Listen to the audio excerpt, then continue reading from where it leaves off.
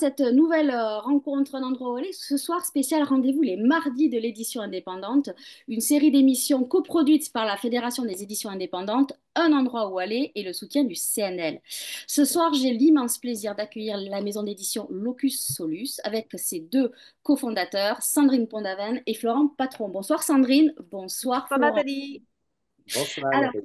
avant qu'on commence à discuter tous les trois, je vais rappeler que les rencontres du mardi de l'édition indépendante, c'est une rencontre autour d'un livre, d'une maison d'édition. C'est pas forcément une nouveauté, c'est pour ça peut permettre à la fois de faire découvrir un texte, mais aussi surtout l'histoire et la naissance d'un ouvrage et surtout la démarche d'une maison d'édition indépendante. Et tout ça raconté par j'allais dire les acteurs que vous êtes. Vous êtes des éditeurs. Donc voilà, donc ce soir, on va parler donc de cette maison d'édition qui est située en Bretagne, qui a été fondée en 2012, mais je vais vous laisser peut-être me raconter comment vous avez mis un pied pour fonder cette belle maison d'édition, tout simplement. Bah alors, qui va? Sandrine ou moi? Ah, Tu veux que j'y vais? J'y vais vas-y. alors. Vas-y. Déjà, ça naît une maison d'édition comme Locus Solus, ça naît d'une rencontre. Donc, c'est la rencontre entre Florent et moi-même. Moi, j'ai un parcours plutôt de commercial en imprimerie. Donc, j'ai travaillé longtemps en imprimerie, 17 ans, à l'imprimerie Cloître notamment. Et c'est là que j'ai rencontré Florent et le milieu de l'édition. L'édition par divers clients qu'on pouvait avoir à l'imprimerie, donc pour imprimer bien sûr leurs ouvrages. Et puis, il y a une vingtaine d'années, j'ai rencontré Florent qui travaillait dans une autre maison d'édition. Et puis, voilà, moi j'ai vraiment découvert ce milieu du livre par l'impression des ouvrages avant tout. Mais c'est vrai que c'était très intéressant d'être en contact avec les éditeurs et avec les auteurs, parfois même des musées, des institutions, pour pouvoir les aider à concevoir un livre et bien sûr, moi, l'imprimer.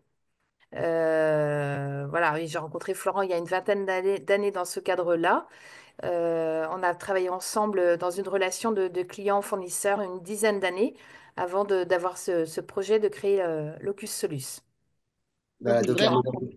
la maison d'édition, elle est née en 2000, fin 2011, où j'ai quitté la précédente maison où j'étais, donc qui s'appelait Cobb Braze, qui existe toujours, qui a des difficultés en ce moment d'ailleurs, et qui était aussi une maison de diffusion et de distribution. Et puis avec Sandrine, donc, quand j'ai quitté cette maison fin 2011, tout au long de 2012, on a conçu un projet. Elle a donc décidé de quitter son emploi pour me rejoindre dans cette aventure. Et puis, arrivé à la fin 2012, effectivement, on était en mesure d'aligner un vrai projet avec des auteurs, évidemment, et des autrices. Certains qui me suivaient de l'ancienne maison, certains que Sandrine connaissait déjà et qu'elle avait rencontrés. Et puis, de définir, bref, un vrai programme d'édition, un nom de maison d'édition, un logo, etc., un catalogue, et de porter tout cela sur les fonds baptismaux fin 2012, même si les premiers livres sont en fait nés au tout début de 2013. Ils ont été présentés au Salon du Livre de Paris 2013. D'accord. Alors, la première année 2013, en fait, on a déjà fait 26 ouvrages. Vous Ah voyez. oui. Donc, on était parti vraiment sur un grand pied dès le départ, avec voilà, des locaux qui étaient plutôt sympathiques, situés tout près d'ici, mais ce n'était pas dans ces locaux-là encore à l'époque, avec déjà des stagiaires, et puis tout de suite une employée. En fait, au bout de quelques mois, on a eu une première employée au niveau du studio, de la maquette.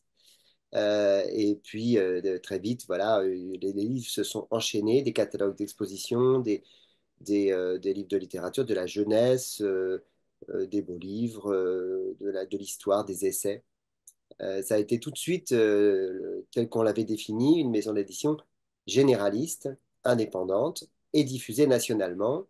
Au tout début, via un diffuseur qui n'existe plus, qui a été absorbé dans Média Diffusion, qui s'appelait Cap Diffusion, en fait, qui dépendait des éditions Ouest France et qui avait ce service de diffusion avec des représentants dans toute la France et de distribution pour un certain nombre d'éditeurs. On était peut-être une vingtaine à l'époque. Et puis c'est petit à petit, après plusieurs années, qu'avec eux d'ailleurs, et tous les autres éditeurs diffusés, nous avons migré vers le système média-diffusion et MDS en distribution, toujours nationale, mais avec évidemment une forte présence régionale. Alors pourquoi avoir choisi d'être généraliste et pas avoir pris un parti pris de faire, je sais pas moi, que des beaux livres? Parce que dans votre maison d'édition, il y a les beaux livres, il y a les BD, les romans graphiques, il y a aussi des guides touristiques, il y a des guides, je crois, comment ça s'appelle, de botanique. J'ai vu ça dans... Il est énorme, votre... Pourquoi avoir choisi d'être généraliste? Est-ce que c'est pas se rajouter une difficulté? Alors, Allez, c'est vrai que c'est sans doute déjà par rapport à nos précédents métiers où Florent travaillait dans une maison d'édition généraliste. Moi, j'étais chez un imprimeur généraliste et on était habitué à, voilà, à travailler sur pas mal de sujets très différents, à côtoyer des auteurs différents, que ce soit des photographes, que ce soit des écrivains. Travailler aussi en partenariat avec des musées. Donc ce côté généraliste, très diversifié, curieux, nous plaît, nous correspond. On se verrait mal travailler toute la journée sur un seul type d'ouvrage ou un seul type de sujet. Donc c'est déjà une question de, je pense, de personnalité. Donc ça nous correspondait bien. Et puis cette curiosité, quoi, qu'on aime développer des projets différents et variés. Après, c'est vrai que quand on regarde notre catalogue, il y a quand même des choses qui se dégagent. Comme vous le disiez, Nathalie, notamment dans le domaine de la nature, le maritime, la bande dessinée, les livres d'art. Donc ça, depuis le début, c'est des sujets qu'on suit de manière très constante. Alors, ce nom, Locus Solus, qui fait un peu, on dirait, une potion magique, une formule magique, d'où vient-il ce nom? Qui l'a choisi? Est-ce que c'est vous deux ensemble ou il y en avait un qui avait une idée et l'autre a dit, bon, ben ok, on y va. Comment ça s'est passé, ça? C'est sur une idée de Florent que je laisse développer. en fait, on est parti au tout début dans la création. Je sais que ça peut intéresser des gens qui nous écoutent ce soir sur l'idée de création. C'est vrai que la création d'une maison, c'est pas si facile, même si on était effectivement du métier et que c'était voilà, c'était peut-être plus. En tout cas, on était déjà un peu, enfin, tout à fait professionnel pour lancer une telle aventure. Mais n'empêche que la sécurité, c'est plutôt de faire des reprises, hein. Et nous, on est parti avec Sandrine au départ avec l'idée d'une reprise d'une maison d'édition qui était à vendre à l'époque, dont le fonds était à vendre, qui existe toujours, qui s'appelle les éditions Apogée à Rennes. Et puis finalement, on s'est pas mis d'accord sur la reprise avec à l'époque le cessionnaire, et donc le cédant, c'est-à-dire plutôt. Et donc, nous avons créé notre propre maison. Il a fallu trouver effectivement un nom. On avait déjà effectivement un programme, etc.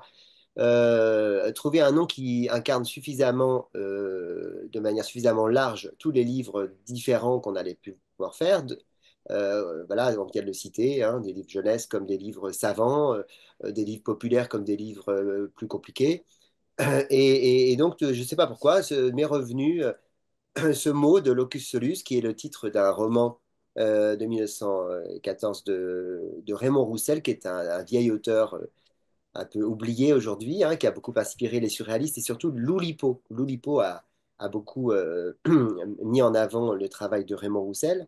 Bref, un auteur un peu oublié, certes, aujourd'hui, mais qui avait créé ce roman très particulier.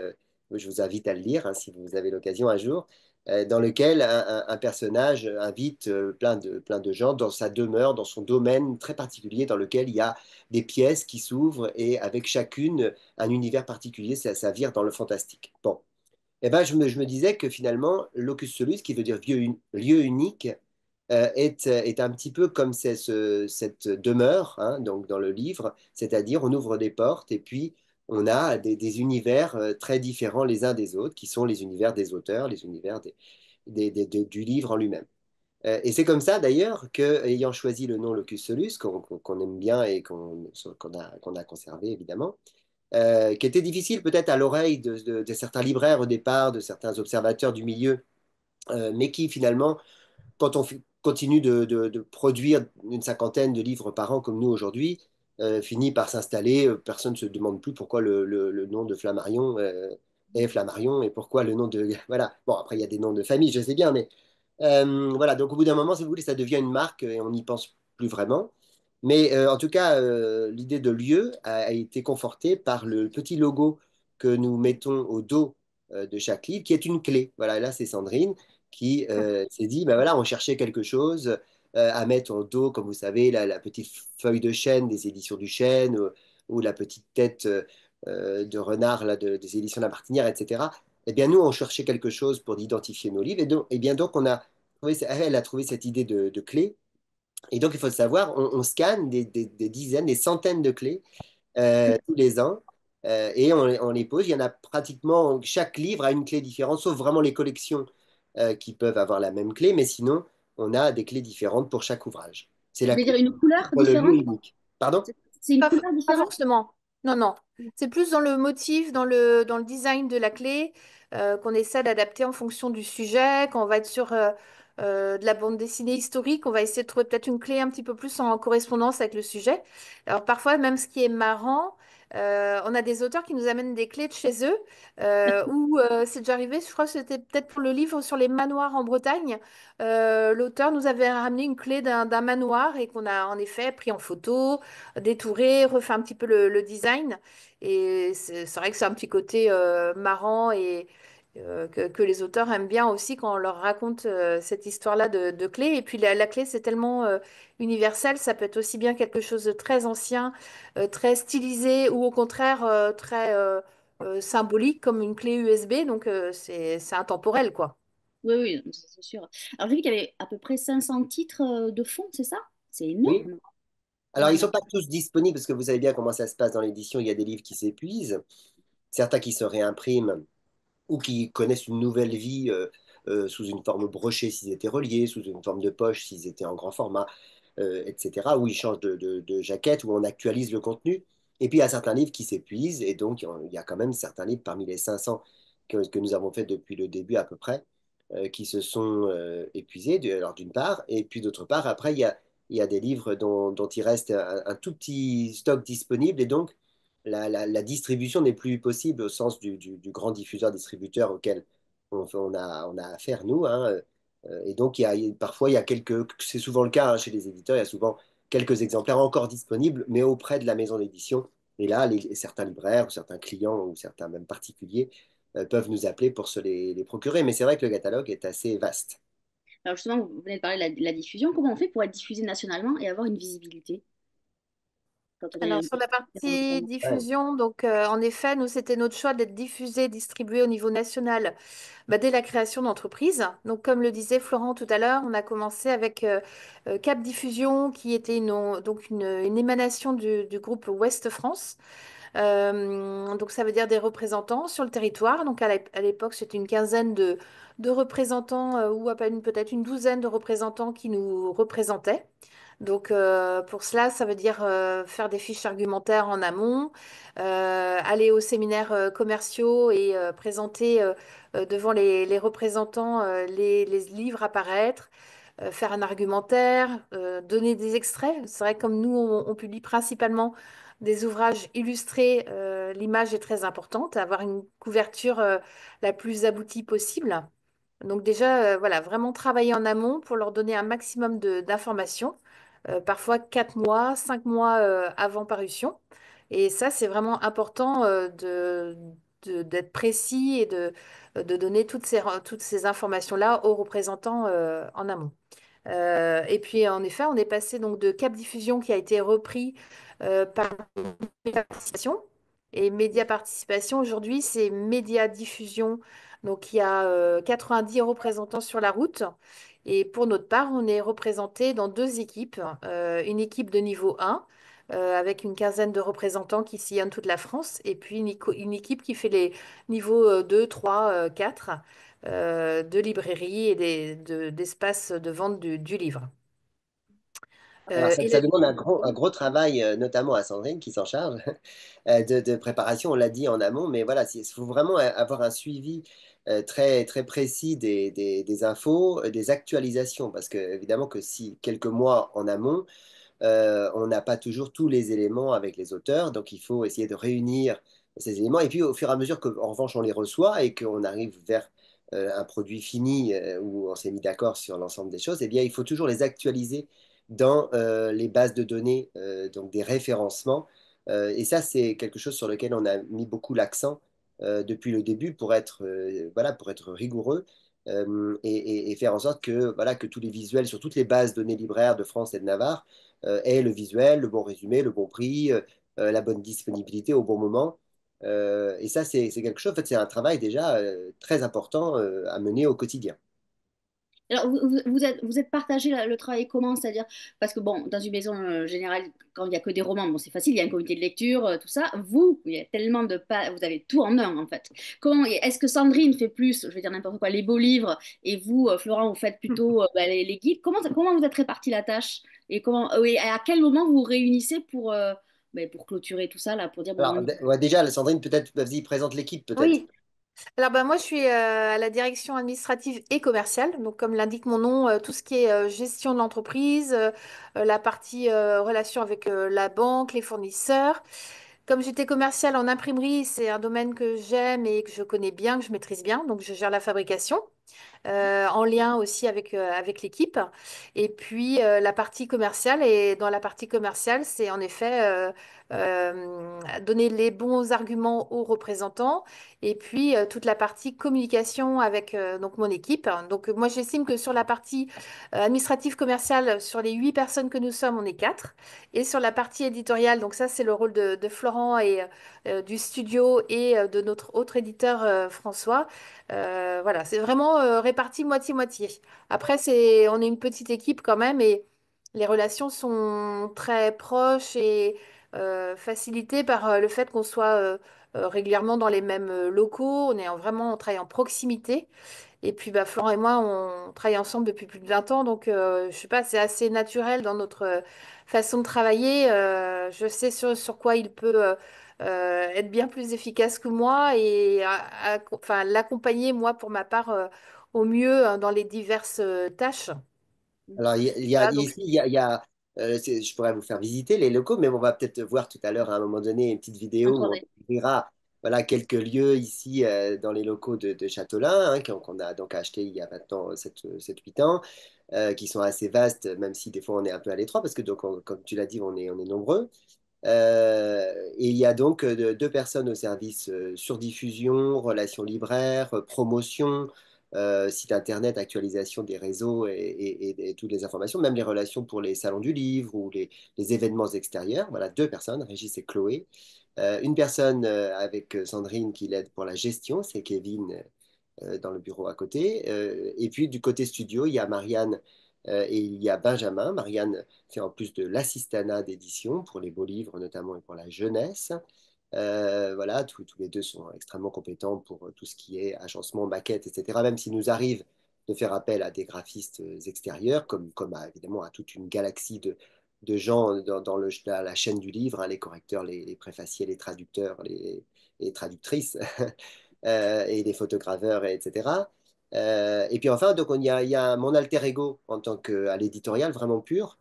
C'est François Rissel qui, lui, travaille en partie ici une semaine par mois, mais sinon les autres semaines, il est dans un lieu que vous connaissez peut-être, dont vous avez entendu parler, qui est la Fontaine aux Livres, dans le Mm. 11e arrondissement à Paris, et qui est un lieu collaboratif de l'édition indépendante, voilà, où nous avons, Locus Solus a donc un bureau là-bas pour François, et lui suit plutôt les dossiers liées à l'illustré, hein, ça peut être de la BD ou des artbooks avec des illustrateurs contemporains. Il est en lien avec pas mal de galeries aussi, parce qu'on on s'est retrouvé depuis plusieurs années à développer des projets voilà, qui sont un peu dans cette sphère-là.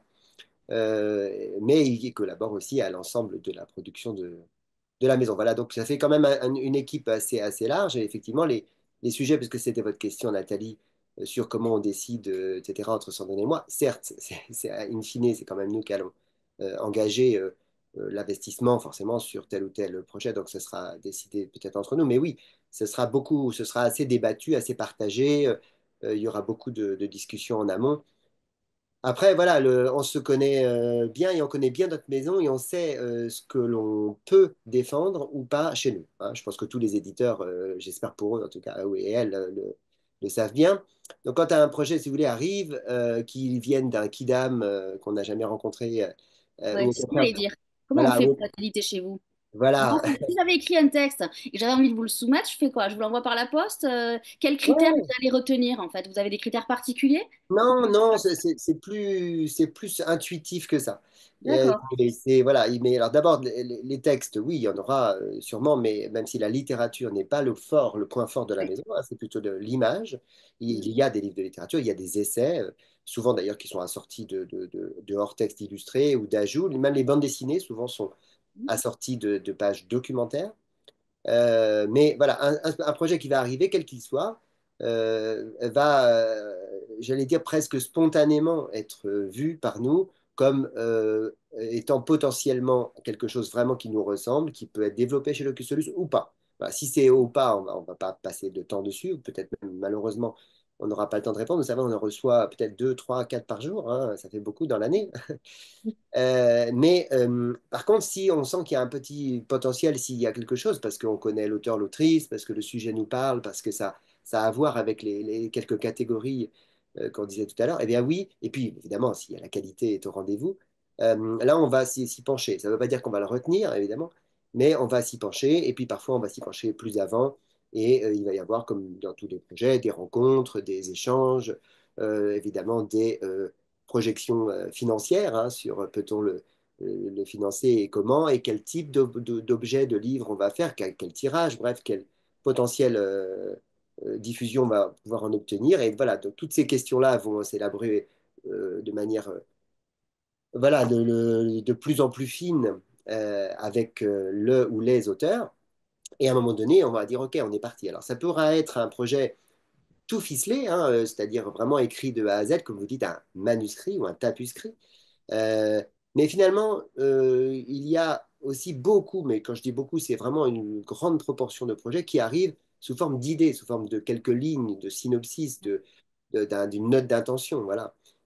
Et donc, ils vont se concevoir dans le cours de l'année, et parfois même dans le cours de 2 années, notamment les bandes dessinées qui vont prendre un long temps entre le moment où on a Ouais, c'est ce accepté que le j'allais dire. projet et le J'allais vous poser moment cette où, question. voilà, une bande dessinée, c'est extrêmement long à concevoir parce que les auteurs, il va falloir scénariser, storyboarder, ancrer, enfin dessiner, pardon, Ouais. ancrer, mettre en couleur, etc. Voilà, toutes ces étapes-là vont être suivies sur de longs mois. Et c'est une autre démarche, vous voulez, que de recevoir un manuscrit tout fait sur lequel on peut évidemment apporter des corrections, échanger avec l'auteur pendant aussi longtemps que possible. Mais il y a beaucoup de livres de photographie aussi, notamment, qui se conçoivent au fur et à mesure. Mais en moyenne, combien de temps s'écoule entre le fait où vous dites on prend, on va faire, et jusqu'à ce qu'il sorte, qu'il soit publié? Combien de temps en moyenne à peu près?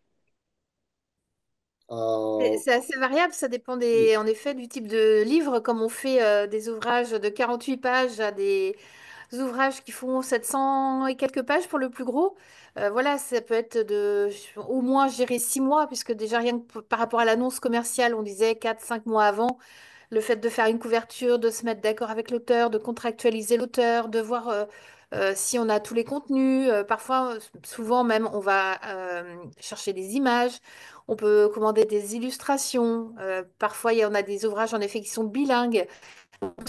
Des étapes en plus. Donc, le minimum, je dirais 6 mois, 5 mois. Et puis, parfois, en effet, on a des projets qui vont nous mener sur 2 ans, 2 ans et demi, ou parfois de la bande dessinée, où on a fait une grosse encyclopédie qui nous a demandé près d'un an et demi, 2 ans de travail. Donc, c'est Ouais. assez variable, en effet. Et donc là, Mais vous bon, accompagnez pendant tout le processus éditorial. Comment vous accompagnez vos auteurs? Alors là, ça peut être là aussi très variable.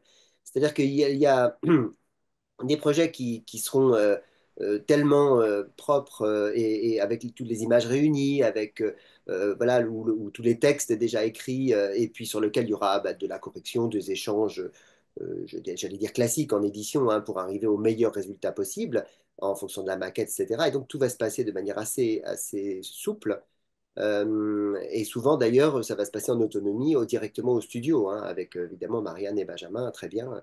Les auteurs vont peut-être parfois venir ici et mettre la dernière main à leur livre, vous voyez, en direct. Il y a un travail de proximité. Quand ils habitent pas trop loin, évidemment, on a des auteurs qui habitent à Dijon et à Paris. Et enfin, il y a d'autres projets, c'est l'inverse. Il va falloir faire beaucoup d'accompagnement pour se mettre à chaque étape d'accord sur les contenus Et là, ça va être beaucoup, beaucoup d'allers-retours entre eux et nous. Tu mentionnais, Sandrine, tout de suite, par exemple, la recherche iconographique. Dans un livre documentaire, elle n'est pas toujours le fait des auteurs, elle est parfois le fait des éditeurs, voilà, qui ont des services iconographiques. Bon, nous, on est une petite équipe, donc, mais on va faire des recherches nous-mêmes. On va aller chercher dans des musées à Copenhague et à Tokyo, voilà, les tableaux qui vont illustrer telle ou telle partie du livre. Et donc, vous voyez qu'il y a des choses qui sont quand même un peu dévolues à la maison d'édition, dans l'éditorial, même si on n'écrit jamais rien, évidemment, à la place des auteurs, voilà, qui sont heureusement, voilà, c'est eux qui signent le livre, c'est normal. Mais il y a parfois, effectivement, une valeur ajoutée, en tout cas, nous, on l'estime comme ça, que la maison peut apporter. Ça dépend beaucoup de la personnalité des gens avec lesquels on travaille, d'abord et puis de la nécessité. Il ne s'agit pas d'intervenir pour le plaisir d'intervenir, il s'agit d'intervenir à bon escient, si possible, en fonction de ce que nous, on ressent comme étant le meilleur livre qui soit dans cette gamme-là, dans cette catégorie-là. Parfois, c'est des choses assez savantes, hein. On a fait ici des atlas naturalistes, tu as parlé d'encyclopédie, d'architecture, des choses comme ça, ou d'archéologie, ou des choses avec des services d'archives. Et puis parfois, c'est des choses beaucoup plus populaires ou beaucoup plus grande circulation publique. Voilà, et à chaque fois, on essaye de se mettre à la place du représentant, des représentantes qui vont d'abord vendre nos livres, ensuite des libraires qui vont le recevoir, le représentant, avoir l'information et éventuellement le commander.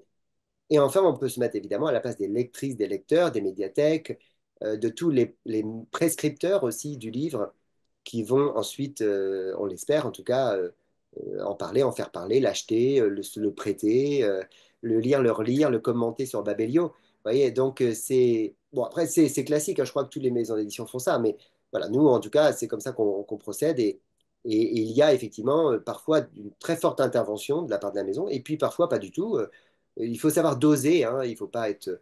je crois que voilà, on essaye d'être à notre bonne place. Alors, vous êtes un éditeur indépendant. En quoi votre fonction, vous, d'éditeur indépendant, diffère d'un éditeur qui est dans un grand groupe? Est-ce que il y a quelque chose qui diffère ou pas? Vous avez la même fonction exactement. Bah, c'est vrai du coup, comme on est indépendant, ça veut dire qu'on est indépendant financièrement et on décide, voilà, tous les deux et avec l'équipe des projets qu'on va suivre. C'est arrivé d'avoir des vrais coups de cœur sur des projets et voilà, dans la journée, pouvoir dire oui à Oui, un projet, oui, ce qui n'est pas le cas, j'imagine, dans une maison avec plusieurs strates de décision et de stratégie éventuellement commerciale, marketing. Nous, voilà, si on est décidé tous les deux avec l'équipe, on peut y aller très rapidement dans la journée. Et puis après, c'est peut-être dans la façon de faire au quotidien où on est en effet sur un travail très collaboratif, je pense, avec l'équipe. Bah, c'est vrai qu'avant de monter Locus Solus, nous, avant tout, on était salariés dans des équipes plus ou moins grandes. Florent travaillait dans une entreprise où ils étaient une vingtaine. Moi, j'étais plutôt dans des entreprises entre 70 et 120 personnes. Donc, toujours plutôt dans des grosses équipes et le côté humain est très important. Donc, je pense qu'on a gardé ce côté de l'indépendance dans le choix de la prise de décision principalement. Après, Florence, si tu vois Donc c'est ça la euh, force, hein. peut-être. C'est ça la force des éditeurs indépendants. C'est ce que pardon, vous pardon, évoquez. la tête, j'ai pas trop compris, excusez-moi. Donc c'est donc ça la force des éditeurs indépendants. Alors, c'est les forces et des faiblesses, parce qu'effectivement, voilà, et c'est pas à vous que je vais apprendre, et certainement que vous avez croisé beaucoup d'éditeurs indépendants de taille petite, voire petite moyenne, comme nous, quand même, on n'est pas tout petit, qui, On est dans le top 100 du classement Livre Hebdo 2024. voilà. Déjà. Donc à Florent, arrêtez de dire que vous êtes petit. Vous n'êtes pas si petit que ça. Ah, Voilà, moi je dis qu'on est moyen, moyenne Voilà. maison. mais en tout cas, voilà, donc beaucoup de gens, et c'est vrai que la vie n'est pas, au quotidien n'est pas facile, il faut vraiment en redoubler d'efforts. Alors que on est sur des tirages moyens, par exemple, pour moi, l'indépendance, c'est ça, c'est des tirages moyens qui sont pas très élevés, hein, qui sont à 3500 par exemple, 3000 exemplaires, ce qui est pas si mal, évidemment, quand on fait 50 Mhm. livres par an, bien sûr. Alors que les grands groupes sont souvent adossés, eux, à leur propre structure de diffusion. Si vous voulez, nous, le groupe qui nous diffuse, Média Participation, ben voilà, ils possèdent La Martinière, Le Seuil, Dargaud, Dupuis. Donc évidemment qu'ils ont peut-être un intérêt plus fort, comme la Sodis avec Gallimard et, voilà, et Interforum avec Albin Michel, à défendre d'abord leurs ouvrages et puis ensuite, évidemment, à défendre ceux des diffusés, etc. Ça veut donc dire qu'il y aura des mises en place plus fortes, qu'il y aura des auteurs peut-être plus célèbres, je ne sais pas, des tirages plus élevés, et que toute l'économie, parce que c'est une économie d'échelle, l'édition, s'en retrouvera plus, mieux, meilleur, voilà, plus facile. Quand on est sur des volumes un peu plus petits, tout est beaucoup plus difficile. Et pourtant, nous, on essaie de faire du Made in France, de travailler donc avec des imprimeurs majoritairement en France, à 80 ou 90% chaque année, nos livres sont fabriqués en France, d'avoir des circuits le plus courts possible, des papiers labellisés, des encres végétales. Donc tout ça coûte un petit peu plus cher à la production. Mais aussi de payer correctement nos auteurs, hein. Donc on parlait tout à l'heure de bande dessinée, ça nécessite des mobilisations d'avaloir en amont, des mobilisations de trésorerie qui sont très importantes. Voilà, tout ça, quand on est indépendant avec les volumes que je disais tout à l'heure, est beaucoup plus tendu. Voilà. Et pourtant, il faut faire, comme on dit, et on dit souvent ici, qu'on fait comme les grandes, hein, comme les grandes maisons, exactement pareil, c'est exactement le même travail, mais avec évidemment voilà, des difficultés parfois un peu plus, voilà, un peu plus grandes. Il faut quand même arriver à avoir un certain niveau d'exigence, de qualité, de relation avec les auteurs, pour être crédible, ou des libraires, hein, d'ailleurs, pas toute la chaîne, pour être crédible et sérieux, avec des moyens forcément qui ne sont pas ceux des grandes maisons qui peuvent tirer peut-être 6 ou 7 000, avoir une mise en place à 3 000. Ça change tout, hein, par rapport à tirer 3 000 et va avoir une mise en place à 800. Vous voyez, ça n'a rien à voir. Au niveau des rentabilités, parce que l'édition, c'est d'abord aussi rembourser sa mise sur un investissement de départ. Voilà, on a risqué de l'argent sur un auteur, un texte, un ouvrage, un projet, une collection. Et puis à un moment donné, eh bien, évidemment, il faut bien que, heureusement, ça se rembourse pour qu'on puisse en faire d'autres derrière, tout simplement. Eh bien, ce schéma-là, qui peut être vertueux, est plus difficile à atteindre dans le cas d'une maison d'édition avec des moyens moins forts. Mais bon, nous, on est content quand même tous les ans de progresser. Alors, c'est quoi les grands défis auxquels vous êtes confrontés aujourd'hui en tant qu'éditeur indépendant, notamment face aux mutations du marché du livre? Alors, oui, il y a plusieurs choses. Ouais, D'abord, vous savez, nous, on participe de manière collaborative, donc avec un certain nombre de réseaux. Le réseau du SNE, d'abord, on est membre du SNE. On est membre, évidemment, de l'association des maisons d'édition en Bretagne, qui elle-même adhère à la FEDEI, donc la Fédération des éditions indépendantes. Sandrine, tu étais sur les fonds baptismaux vraiment de cette FEDEI lorsqu'elle s'est créée il y a 4 ans, c'est ça, je crois, à Lille. À Euh, Lille, ouais. Donc, le voilà. SNE, c'est le syndicat national de l'édition, hein. Voilà, c'est le Oui. syndicat classique où on fait partie de la commission beau livre et la commission jeunesse. Voilà. Après, comme c'est à Paris, on n'a pas le temps d'aller toujours aux réunions, etc. Mais enfin, le fait est que nous en faisons partie depuis le début. Et puis, la FEDEI, ça nous intéresse pour, pardon, pour réfléchir avec nos confrères en région, surtout parce que nous, on est basé en région, de problématiques qui ne sont pas tout à fait les mêmes que celles des grands groupes qui sont souvent à Paris. Vous voyez, il y a quand même une différence, voilà, clairement, et donc on est très heureux, au contraire, de participer et d'écouter aussi ce qui se fait. On est abonné à Livre Hebdo depuis le début, voilà, on s'intéresse à tout ce qui sort en général dans l'édition, dans la grande et dans la petite édition. Mais il y a toujours des idées à prendre, il y a toujours des façons de faire des uns et des autres, bonnes ou mauvaises, dont on s'inspire. Et puis voilà, donc les mutations d'aujourd'hui sont nombreuses. On a parlé longtemps de la mutation du numérique, finalement. Elle n'a pas vraiment impacté, enfin, j'aime pas trop ce verbe-là, mais bref, elle n'a pas eu beaucoup d'impact sur la chaîne du livre papier, hein. Heureusement, beaucoup de détaillants se sont ouverts. En Bretagne, vous savez, on a eu la plus forte proportion d'ouverture de librairies il y a 2 3 ans, là, lorsqu'il y a eu une petite embellie après le Covid. Bon, il faut s'en méfier parce que malheureusement, ce ne sera peut-être pas aussi durable. Mais le livre papier voilà, a gardé évidemment toute sa place dans la chaîne et le numérique n'a pas été voilà, n'a pas fait la mutation. Après, il y a d'autres phénomènes de concentration, effectivement, dans l'édition qu'on regarde avec toujours beaucoup voilà, d'intérêt pour se méfier de certaines choses, éventuellement, et puis réagir comme il faut au bon moment. Mm. Alors, je voudrais Et il qu'on y a une parle. problématique, je pense, de visibilité pour les petites et moyennes maisons d'édition par rapport aux gros faiseurs. C'est vrai qu'on disait que nous, on publie 45 à 50 livres par an. Je rappelle qu'on estime à 70 000 nouveautés au niveau national. Donc voilà comment exister avec nos 50 nouveautés annuelles parmi ce flot de parutions important, quoi. Que ce soit pour nous en termes de visibilité, pour nos auteurs, pour les libraires avec qui nous on travaille voilà, régulièrement de manière assez proche. Les libraires se sentent complètement bah voilà, submergés de toutes ces nouveautés. La vie du livre est de plus en plus courte. Donc c'est vrai que c'est pas toujours évident de trouver sa place, nous en tant qu'éditeurs et pour nos auteurs également. Donc ça, pour moi, ça fait partie des grandes problématiques, notamment d'édition indépendante, qui a moins de moyens financiers tout simplement et qui décide chaque livre de manière peut-être plus précise, alors que des grands groupes peuvent inonder un peu le marché et ça donne moins de visibilité aux autres maisons d'édition.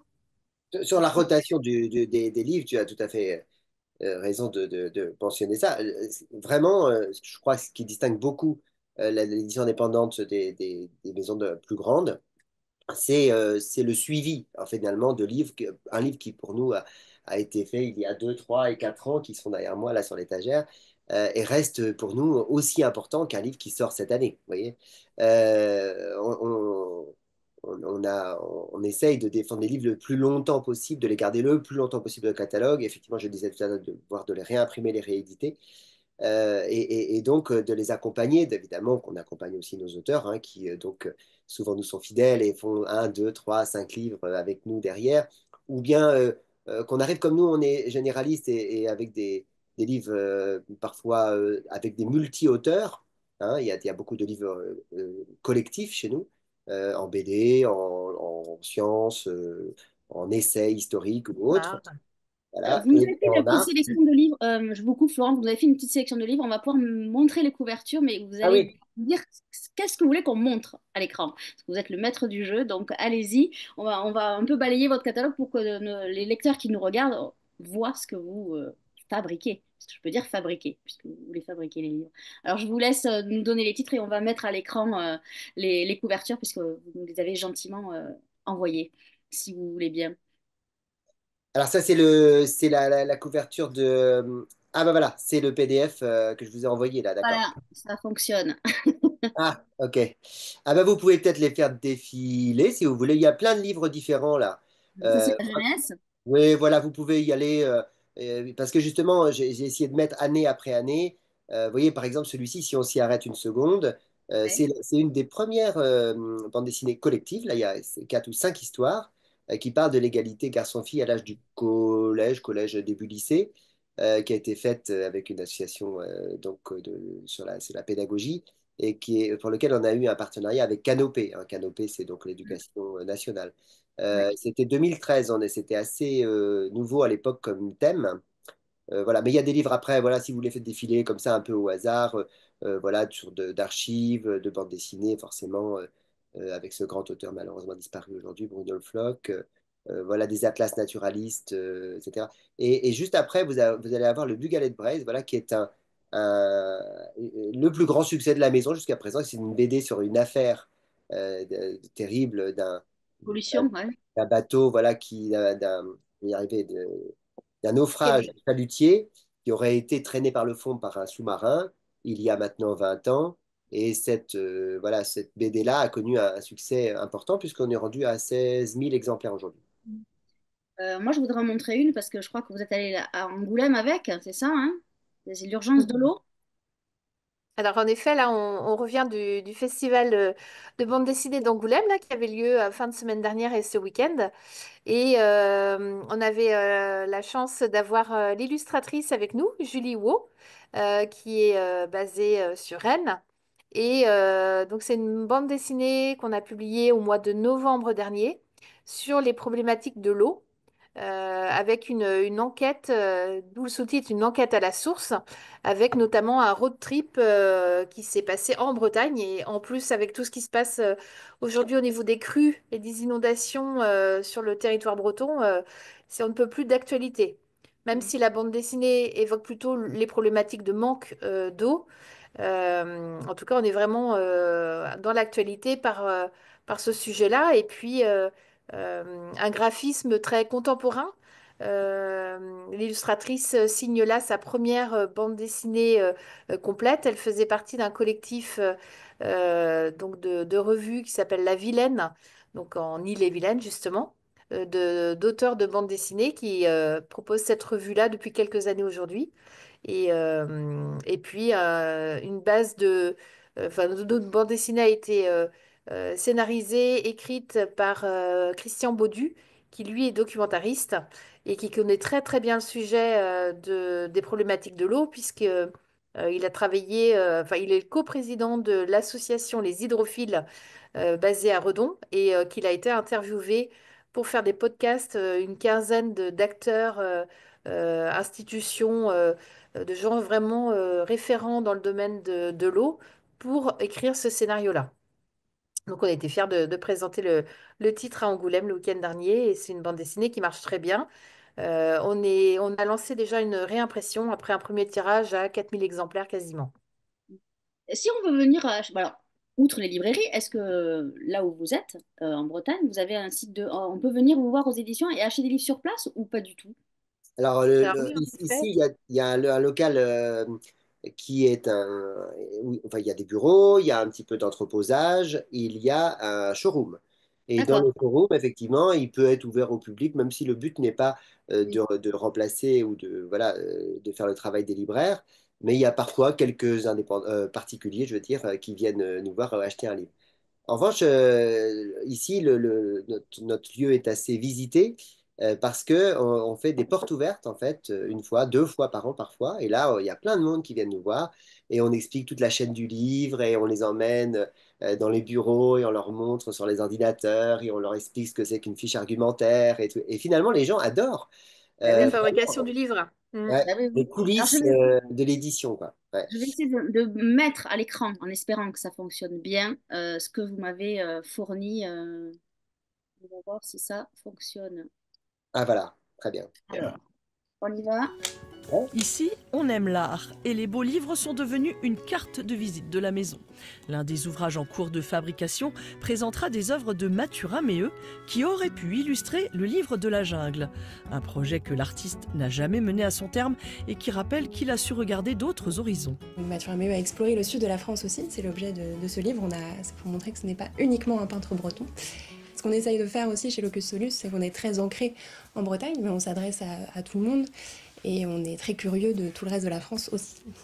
Locus Solus fait paraître une cinquantaine d'œuvres par an, dont 10 environ dans le domaine de l'art. Mais la maison d'édition châteaulinoise se revendique généraliste et que ce soit de la BD ou un roman, elle dorlote l'ouvrage de la maquette jusqu'au libraire et soutient l'auteur dans sa promotion.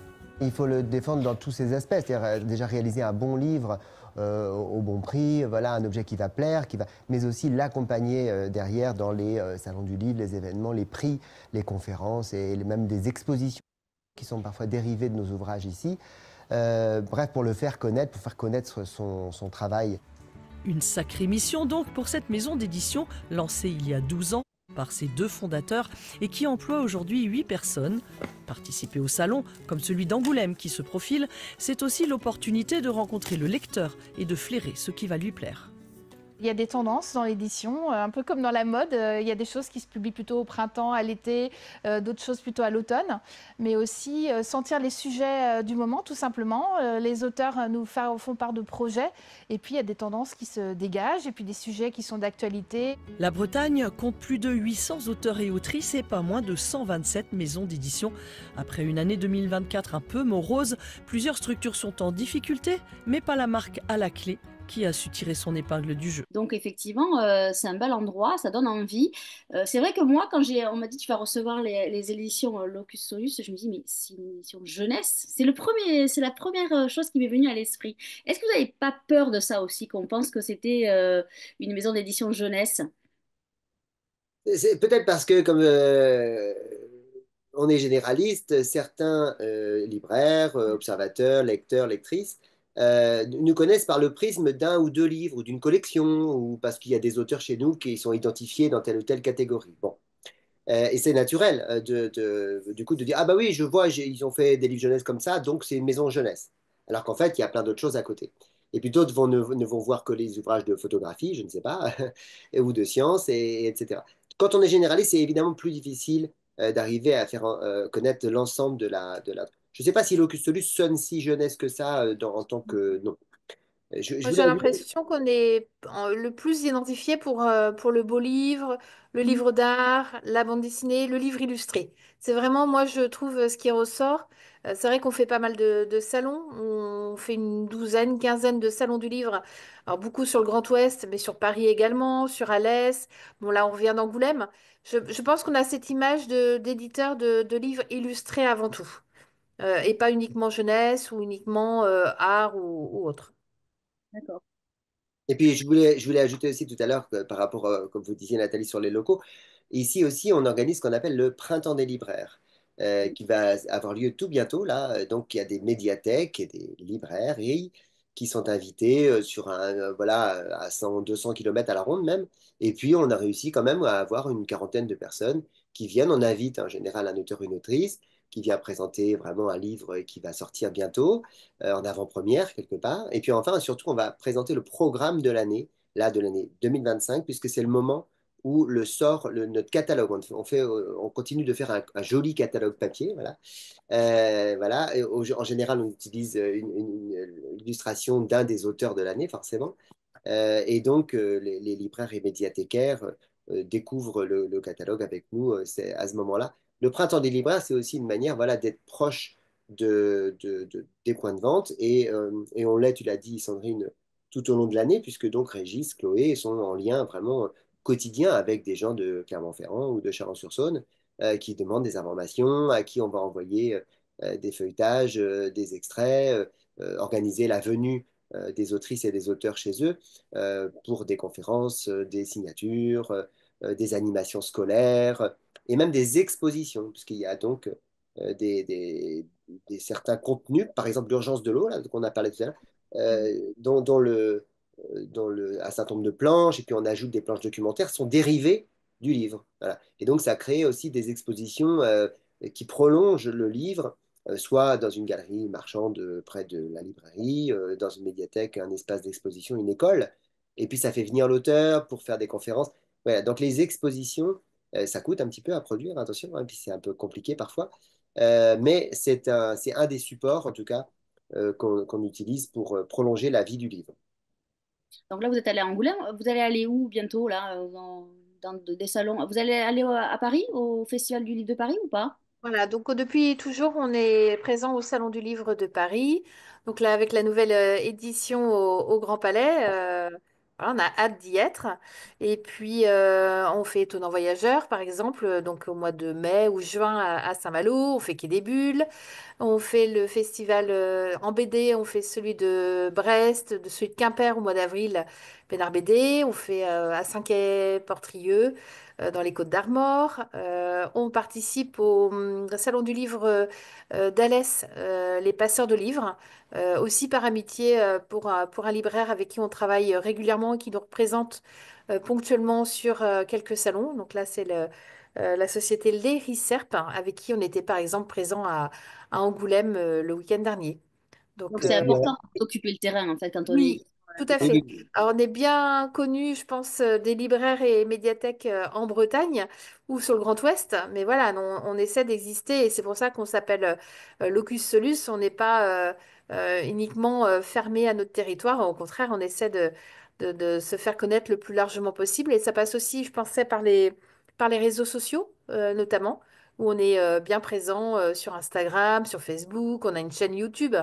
C'est vrai que Chloé qui s'occupe de cette partie-là, c'est une jeune femme qui est dynamique et on travaille voilà aussi sur cet aspect de communication qui est important pour faire connaître la maison d'édition. C'est vrai que nos livres et nos auteurs parlent pour nous, mais voilà, aujourd'hui la communication a toute sa place dans la vie du livre et de la promotion des auteurs et de ce qu'on publie.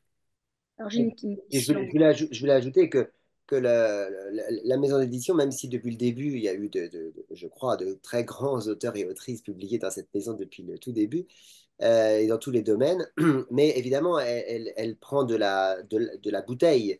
Et donc, les libraires qui nous voyaient de très loin il y a 5 ans, bah voilà, ont vu aussi des livres paraître, et puis aussi des auteurs plus connus, encore plus connus, arriver chez nous. Je pense là récemment à J'allais Miles Simon, par exemple, ou à Pascal Horry, le grand historien académicien, à Jean-Luc Coitalem, et ça fait venir évidemment d'autres libraires à s'intéresser à notre catalogue quand il y a voilà, pardon, quelques livres au sujet ou auteurs qui ont une aura un petit peu plus grande.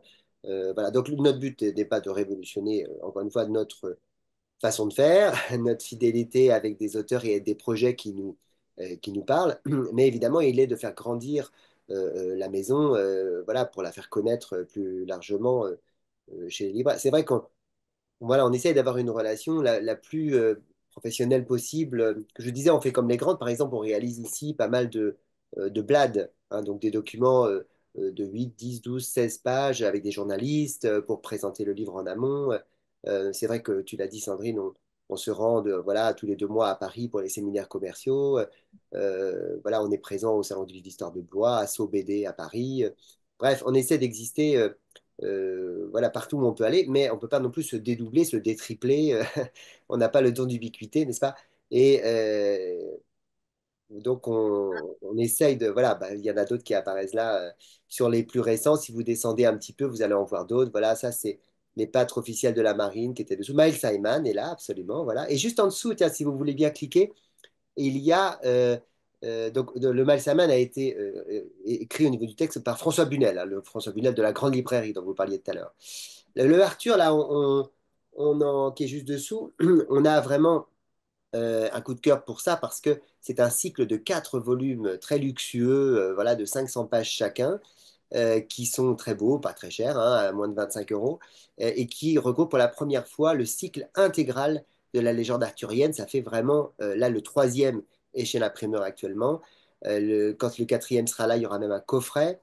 Et c'est vraiment un bel objet et surtout un contenu voilà, extraordinaire. D'abord pour se replonger dans la légende arthurienne dans une langue contemporaine, puisque c'est réécrit entièrement par un auteur qu'on adore, qui s'appelle Tristan Pichard, et aussi pour trouver tout un tas d'appareils critiques à la fin avec des arbres généalogiques, des biographies, des cartes, plein de documents. Voilà. Et si vous descendez un peu plus bas aussi, vous allez voir justement tout en bas de votre colonne, là, un livre de Pascal Horry qui s'appelle Le Petit Nazi illustré, voilà, alors, qui a un titre un peu... Ah, Ah, c'est parti. ça va revenir. Qui était voilà, qui est un titre. J'avais une question sur les auteurs. Est-ce que les auteurs qui ont commencé chez vous restent ou ils partent dans les grandes maisons une fois qu'ils ont un peu essuyé les plâtres en se disant bon, tiens, on va aller par confort dans une petite maison d'édition pour commencer et après ils partent ou ils restent, ils sont fidèles?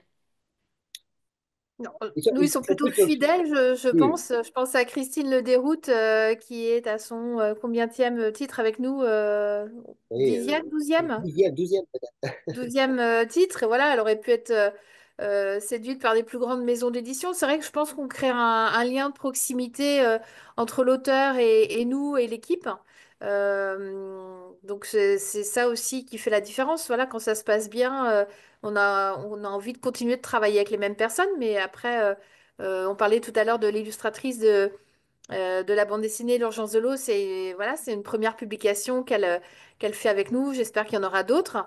Euh, voilà, il Après, n'y a pas de règles. c'est peut-être même l'inverse. Des fois, on aimerait bien, nous, les petites maisons, et on y arrive quand même à de débaucher. Ben Euh, oui, voilà, on Je parlais de débauche. François Bunel tout à mais l'heure, qui a accepté d'écrire le texte du livre America de Miles Simon. Voilà, c'était chouette aussi de pouvoir travailler avec un grand auteur comme ça, journaliste, bien connu du grand public. Donc, Et si je on peut pense faire à les Pascal. choses et de manière professionnelle, comme tu le disais tout à l'heure, Florent, il n'y a pas de raison que de grands auteurs ou de grands écrivains ne viennent pas faire quelques ouvrages chez nous. C'était le cas de Pascal Horry également, voilà, qui Et publie qui chez va faire Gallimard. un deuxième livre chez nous, Pascal Horry, bientôt. puisque un des livres importants du printemps, là, va être un recueil d'images d'un bel artbook autour d'un grand artiste qui s'appelle Matoti. Mais le texte sera là aussi assuré par Pascal Horry. Donc il y a aussi une fidélité qui se crée, vous voyez, de nouveau avec de nouvelles personnes. Voilà. Et encore une fois, toujours avec un angle parfois régional hein, et maritime et des sujets qu'on connaît bien ici. J'ai oublié de dire qu'on était les éditeurs officiels du service de l'inventaire, par exemple, l'inventaire régional du patrimoine. Qu'effectivement, on a travaillé pour beaucoup de musées, alors jusqu'à Nantes ou ailleurs, ou à Orsay récemment encore, on a fait une coédition avec Orsay. Donc les choses en partenariat, c'est des choses qu'on développe pas mal. Mais voilà, il y a aussi évidemment une fidélité à notre territoire et à la vie du livre sur le territoire. Je voulais quand même citer Livre et Lecture en Bretagne, qu'on adore, qu'on aime beaucoup, et dont on Centre régional du livre qui est voilà, qui est basé à le Rennes. centre régional du livre de Bretagne et voilà, qui fait un travail voilà, très intéressant voilà, qui est présent aussi à nos côtés. Voilà, et puis je voulais pas oublier de les citer eux-mêmes. En tout cas, moi, je vous ai découvert, je ne vous connaissais pas, voilà, j'ai la franchise, mais on découvre de belles, avec la Fédération des éditeurs indépendants, moi, je découvre des maisons d'édition, donc c'est aussi bien, nos lecteurs aussi, donc c'est l'essentiel. Là, ça va bientôt faire 1 heure qu'on discute, on discutera encore longtemps avec vous, mais en tout cas, j'engage nos amis lecteurs à aller soit dans leur médiathèque, soit dans leur librairie, demander des livres de la maison d'édition Locus Solus. On remettra le lien pour vous trouver, pour aller acheter les livres directement chez vous. On remettra aussi le lien du petit reportage. On mettra tout ça pour vous dire qu'en fait, les petites maisons d'édition sont aussi fortes que les grandes. Il n'y a pas de raison. Et que il y a une bienveillance qu'il y a aussi chez les grandes, hein, bien sûr, mais que parfois c'est bien aussi d'être comme dans une famille, dans les petites maisons d'édition. Donc, allez à leur rencontre, allez demander à vos libraires qui commandent des livres chez les éditeurs indépendants, parce que c'est important. En tout cas, moi, j'étais ravie de vous recevoir. Je crois que je vais vous voir bientôt, puisque les assises de la Fédération des éditions indépendantes se déroulent à Bordeaux du 19 au 21 février. D'ailleurs, je crois qu'on peut On y sera. les étudiants peuvent y accéder. Donc, nous, on se verra là-bas. Moi, j'y serai pour parler de l'émission Un endroit où aller. Donc, en tout cas, je vous remercie d'avoir été avec moi ce soir, d'avoir présenté si bien votre belle maison d'édition. Et puis, nous, on se retrouvera mardi prochain avec une autre maison d'édition. Les rendez-vous du mardi, on recevra les éditions Point à la ligne. Ben, en tout cas, merci Sandrine, merci Florent. Je vous souhaite une bonne soirée et à bientôt.